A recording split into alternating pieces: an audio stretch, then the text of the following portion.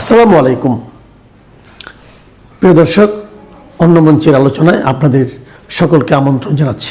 প্রিয় দর্শক শ্রোতা মণ্ডলী, আপনারা এই মুহূর্তে আমাকে যে যেখান থেকে দেখছেন এবং পরবর্তী যে যেখান থেকে দেখবেন, আপনাদের সকলকে জানাই আমি আমার প্রাণঢালা অভিনন্দন এবং শুভেচ্ছা এবং কৃতজ্ঞতা প্রকাশ করি সার্বক্ষণিক আমাকে সহযোগিতা করার জন্য এবং আমার কণ্ঠ সারা বাংলাদেশের প্রত্যন্ত অঞ্চলে পৌঁছে দেওয়ার জন্য আপনাদের কাছে কৃতজ্ঞতা প্রকাশ করছি।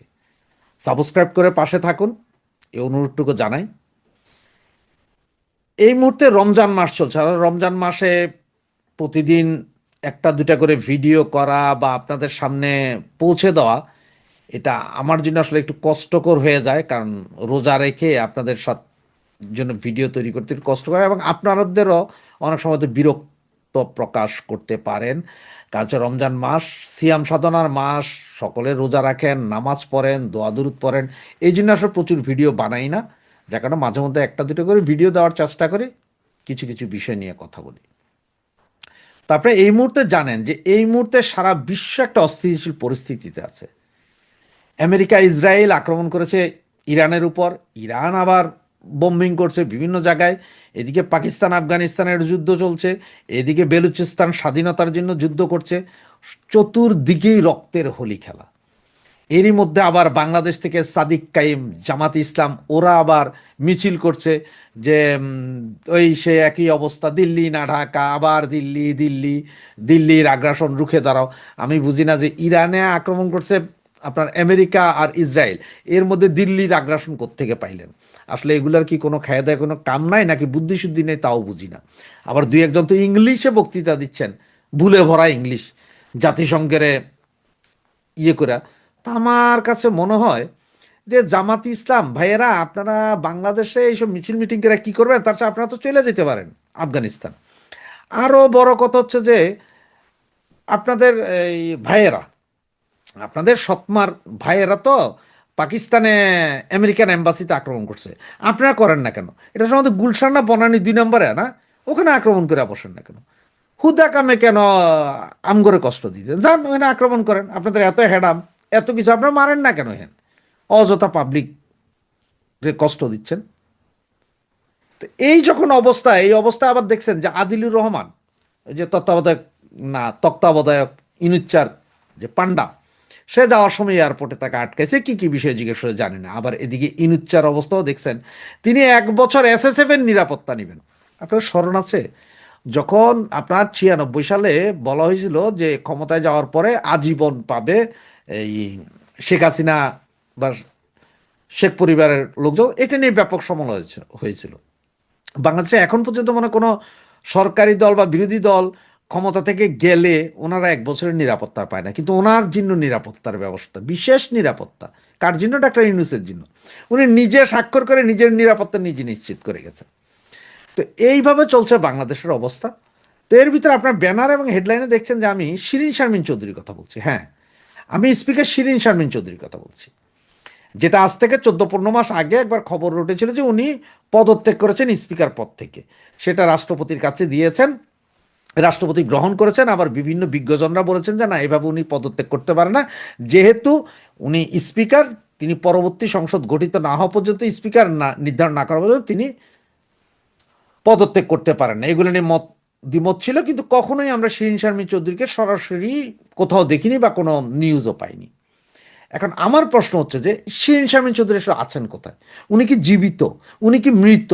উনি কি গুম? ওনাকে অ্যারেস্ট করে রাখা আছে? উনি কি জেলখানায় আছে? উনি কি সেনাবাহিনীর কাছে কোথায় আছে? কেউ কি জিজ্ঞেস করেছি আমরা? সারা বাংলাদেশের মধ্যে একজন ব্যক্তিও কি জিজ্ঞেস করেছে যে উনি কোথায় আছেন? আর উনি যদি সেনাবাহিনীর কাছে না থাকে, পুলিশের কাছে না থাকে, গুম হয়ে না থাকে, বা আপনার এই অ্যারেস্ট হয়ে না থাকে, ওনার সামনাসামনি আসা উচিত। ওনারও অনেক কিছু পরিষ্কার করা উচিত যে আসলে কি কি হয়েছে ওনার সাথে। নতুন সরকার এসেছে, ওনাদের কোনো স্পিকারের প্রয়োজন নেই, ওনারা ওনাদের সাংবিধানিকভাবে যা যা আছে ওইভাবে করেছেন। যদিও আমরা জানি না যে স্পিকার নাই, ডেপুটি স্পিকারকে ডাকা হয়েছে কিনা তা জানি না। যদিও সংবিধানের কথা আছে স্পিকার না থাকলে ডেপুটি স্পিকারকে দিয়ে শপথ করানো যায়, সেটা ডেপুটি স্পিকারকে ওনারা চাইলে জেলখানা থেকে 3 ঘন্টার প্যারোলে মুক্তি দিয়ে এনে এগুলো করাতে পারতেন, তাও করার নাই। ঠিক আছে ভাই, কিন্তু এখন আমার প্রশ্ন হচ্ছে এই শিরীন শারমিন চৌধুরী কোথায়? উনি আসলে কোথায় আছেন? দেখেন, ওনাকে শেখ হাসিনা নিজের মেয়ে ঘোষণা দিয়েছিলেন, উনি দুইবার স্পিকারের দায়িত্ব পালন করেছেন, ওনাকে শেখ হাসিনা নিজের শ্বশুরবাড়ির আসন থেকে পাশ করিয়ে এনেছিলেন, সংসদ সদস্য বানিয়ে এনেছিলেন। সেই ব্যক্তিটি আজকে কোথায় আসলে? যদি উনি থাকে, উনি যদি জীবিত থাকে, বা উনি যদি সেনাবাহিনীর হাতে না থাকে, পুলিশ বাহিনীর হাতে না থাকে, তাহলে আমি আশা করব যে উনি আমাদেরকে জানাক যে ওনার আসলে কি অবস্থা, এই 18 মাস কেন উনি নিশ্চুপ, ওনার উপর কি কি অবিচার হয়েছে, বা উনি কি চাচ্ছে, এটা আমার জানার খুব ইচ্ছা। এবং আমার মনে হয় সারা বাংলাদেশের যারা আছেন, আমাদের ভাই বোন যারা আছেন, আওয়ামী লীগ সমর্থক যারা আছেন, কর্মী ভাইয়েরা যারা আছেন, সমমনা সংগঠনের যারা আছেন, মানবাধিকার সংগঠন যারা আছেন, সকলে মিলে দাবি জানানো উচিত শিরীন শারমিন চৌধুরী কোথায়। কোথায় স্পিকার শিরীন শারমিন চৌধুরী? ওনাকে জনসম্মুখে আনা হোক, বা ওনার বিরুদ্ধে কি করেছেন, ওনাকে কি গুম করে রাখা হয়েছে, ওনাকে কি সেনাবাহিনী গ্রেপ্তার করে রেখেছে, পুলিশ গ্রেপ্তার করেছে, বা জেলখানায় দিয়েছে, এটা পরিষ্কার হওয়া উচিত। জাতির সামনে ওনার বিষয়টা পরিষ্কার করা উচিত। এবং আমি দাবি জানাচ্ছি যে কোথায় শিরীন শারমিন চৌধুরী, এই বিষয়টায় সকলে মিলে একটু সোচ্চার হন, তারপরে আমরা দেখি যে আসল কাহিনী কি। ট্রাম্প প্রশাসনের শীর্ষকর্তা সামির পল কাপুর তার ঢাকা সফর এবং এই ঢাকা সফরে তিনি কি করতে যাচ্ছেন এই বিষয় নিয়ে আজকে আলোচনা। তার কারণ তার ঢাকা সফর অত্যন্ত তাৎপর্যপূর্ণ। প্রথমে বলি যে সামির পল কাপুর এই ব্যক্তিটি কে। সামির পল কাপুর তিনি হচ্ছেন ডোনাল্ড ট্রাম্পের জমানাতে তিনি মার্কিন বিদেশ মন্ত্রকের দক্ষিণ ও মধ্য এশিয়া বিষয়ক সহকারী সচিব, বা আমাদের এই উপমহাদেশের ভাষায় মন্ত্রী। তিনি এমন একটা সময় ঢাকায় যাচ্ছেন, বাংলাদেশে যাচ্ছেন, যখন সদ্য সেখানে নতুন সরকার প্রতিষ্ঠা হয়েছে তারেক রহমানের নেতৃত্বে। এই সরকারের মেয়াদ এখনো 1 মাস পূর্ণ হয়নি। তার আগেই এই যে মার্কিন কর্তা তিনি ঢাকায় পৌঁছচ্ছেন মঙ্গলবার রাতে। সোমবার তিনি দিল্লিতে এসেছেন, তার কারণ দিল্লি বা ভারত এটাও তার কাজের ক্ষেত্রের মধ্যে পড়ে। সামির পল কাপুর তিনি ভারতীয় বংশোদ্ভূত, তার পিতা ভারতীয় এবং তার জন্ম দিল্লিতে, তবে পরবর্তীকালে তার বেড়ে ওঠা এবং সবশেষে মার্কিন নাগরিকত্ব এবং মার্কিন প্রশাসনে তার কর্মজীবন, এই সব মিলিয়ে তিনি ট্রাম্প প্রশাসনের কাছে অত্যন্ত গুরুত্বপূর্ণ একজন ব্যক্তি। এবং ডোনাল্ড ট্রাম্প তিনি এই দ্বিতীয় দফায় মানে রাষ্ট্রপতি হওয়ার পরে এই বার্তাটা খুব স্পষ্ট করেছেন যে এই ভারতীয় উপমহাদেশ, এই অংশটা অর্থাৎ মধ্য এবং দক্ষিণ এশিয়া, এই বিষয়, এই জায়গা, এই যে ভূ রাজনৈতিকভাবে গুরুত্বপূর্ণ এলাকা, এটি তার কাছে অত্যন্ত আগ্রহের এলাকা এবং এই জায়গাগুলো নিয়ে তিনি খুব গভীরে ভাবনা চিন্তা করছেন। মার্কিন রাষ্ট্রপতি তিনি বাংলাদেশের নতুন প্রধানমন্ত্রী, তাকে কদিন আগে শুভেচ্ছা বার্তা পাঠিয়েছেন এবং সেই বার্তার মধ্যেও তিনি যেহেতু বেসিক্যালি একজন বাণিজ্যমুখী ব্যক্তি, ফলে সেখানেও তিনি বাণিজ্যের কথা বলেছেন, এমনকি সামরিক চুক্তির কথা তারেক রহমানকে স্মরণ করিয়ে দিয়েছেন। সৌজন্য বার্তা, কিন্তু তার মধ্যেও ট্রাম্প তার নিজের মতো করেই চিঠি পাঠিয়েছেন। ফলে বোঝাই যায় যে তার দূত যে আসছেন তিনি এই বিষয়গুলি নিয়ে বাংলাদেশে আলাপ আলোচনা করবেন। এমন একটা পদে এই সামির পল কাপুর, তাকে ডোনাল্ড ট্রাম্প বসিয়েছেন যে পদে কয়েক মাস আগে বা বছর খানেক আগেও বলা চলে যিনি ছিলেন তার নাম ডোনাল্ড লু। ডোনাল্ড লুর কথা আপনাদের নিশ্চয়ই মনে থাকবে যে একজন বিতর্কিত মার্কিন কর্তা, পররাষ্ট্রকর্তা। তার কারণ তার সময়তে শেখ হাসিনা সরকারের সঙ্গে পদে পদে বিরোধ হচ্ছিল, কারণ এই অভিযোগ উঠেছিল যে তিনি বাংলাদেশের সরকার, প্রশাসন এবং রাজনৈতিক ক্ষেত্রে তিনি নানানভাবে নাক গলাচ্ছেন। এবং সবচেয়ে বড় যে অভিযোগটা সেটি হচ্ছে যে তিনি পাকিস্তানের ইমরান খানের সরকারের পতনের জন্য দায়ী এবং শেখ হাসিনার সরকারকে উৎখাতের জন্য তারই পরিকল্পনা অনুযায়ী সবকিছু সংগঠিত হয়েছিল। এখন কথা হচ্ছে যে এমন কীর্তিমান মানুষ যার সম্পর্কে এই রকম দুটি অভিযোগ করা হচ্ছে, যেটা তার জন্য হয়তো একটা বিরাট সাফল্য যে দুটি সরকারকে তিনি পতন ঘটিয়েছেন, তাকে কিন্তু ডোনাল্ড ট্রাম্প ট্রাস্ট করেননি। ডোনাল্ড ট্রাম্প তাকে সরিয়ে পল কাপুরকে নিয়ে এসছেন। এখন পল কাপুরের যে কর্মসূচি আছে তার মধ্যে অনেক কিছু আছে। এক তো যে তিনি বাংলাদেশের বিদেশ মন্ত্রীর সঙ্গে কথা বলবেন, স্বরাষ্ট্রমন্ত্রীর সঙ্গে কথা বলবেন, জ্বালানি বিষয়ক মন্ত্রীর সঙ্গে কথা বলবেন, বাণিজ্য মন্ত্রীর সঙ্গে কথা বলবেন। ফলে বোঝাই যাচ্ছে যে তিনি তার যে এই সফরের যে কর্মসূচি, সেই কর্মসূচি হচ্ছে বাণিজ্য। এবং ভূ রাজনৈতিক বিষয়গুলি তো কখনোই এই ধরনের আলোচনা থেকে বাদ যায় না, নিরাপত্তার বিষয়গুলি বাদ যায় না।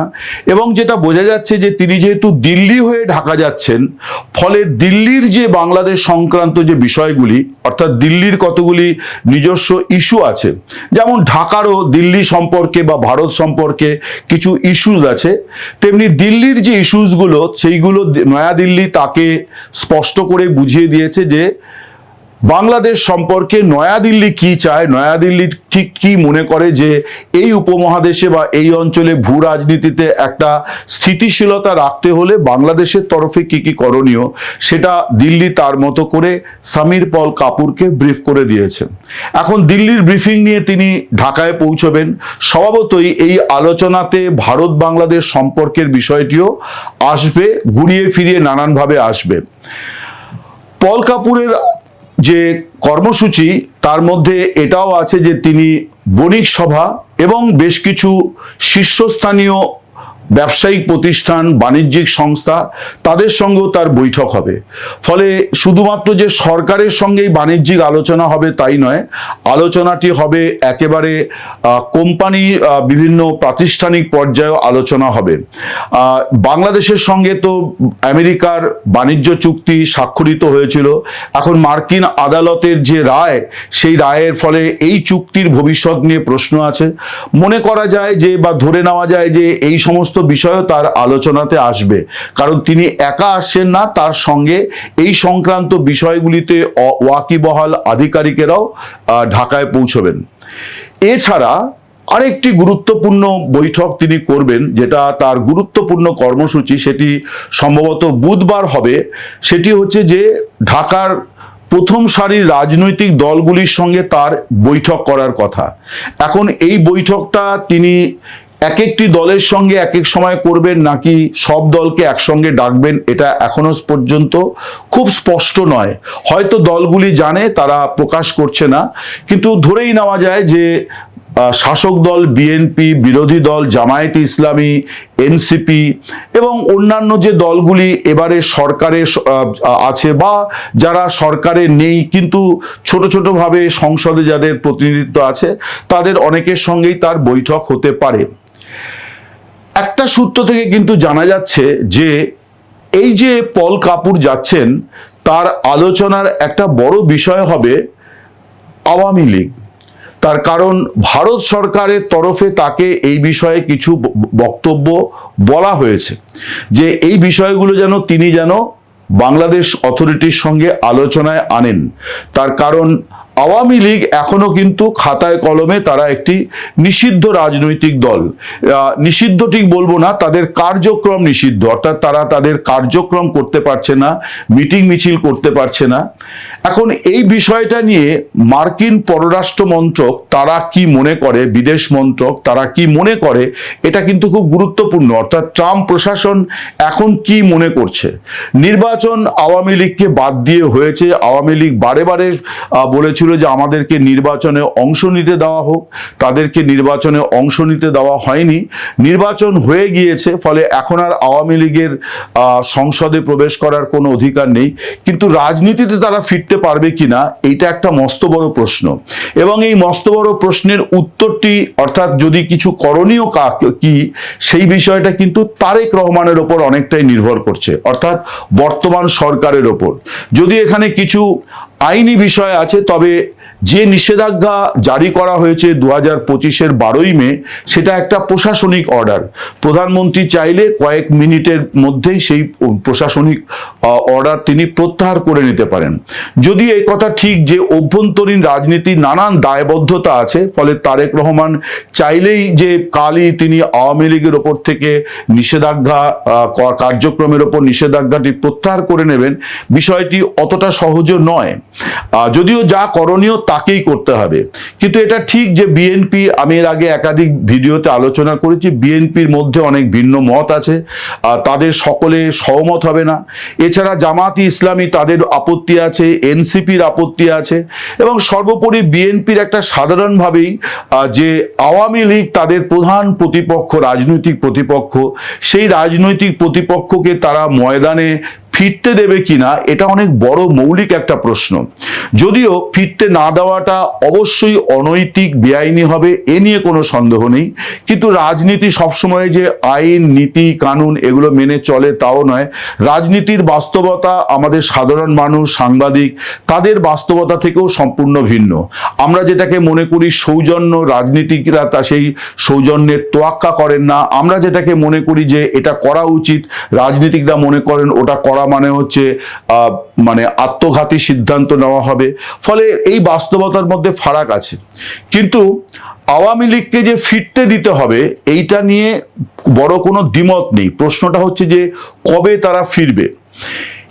এখনো পর্যন্ত যা জানা যাচ্ছে বিভিন্ন সূত্র থেকে, কোনো সরকারি জায়গা থেকে এ প্রশ্নের জবাব স্পষ্টভাবে নেই, কিন্তু বিভিন্ন জায়গা থেকে শোনা যাচ্ছে যে পল কাপুর তিনি যে এই যে রাজনৈতিক দলগুলির সঙ্গে কথা বলবেন, এর মধ্যে আওয়ামী লীগের সঙ্গেও তার কথা বলার সম্ভাবনা প্রবল।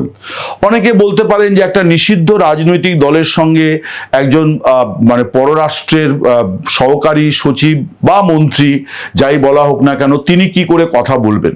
না, এখানে কোনো আইনি বাধা কিছু নেই। তার কারণ হচ্ছে যে তিনি কথা বলবেন ব্যক্তির সঙ্গে, সেখানে এমন নয় যে আওয়ামী লীগের নেতা ঝান্ডা নিয়ে আসবেন, বা এই বৈঠকটা যে একেবারে 1-to-1 মুখোমুখি হবে এমনটিও নাও হতে পারে।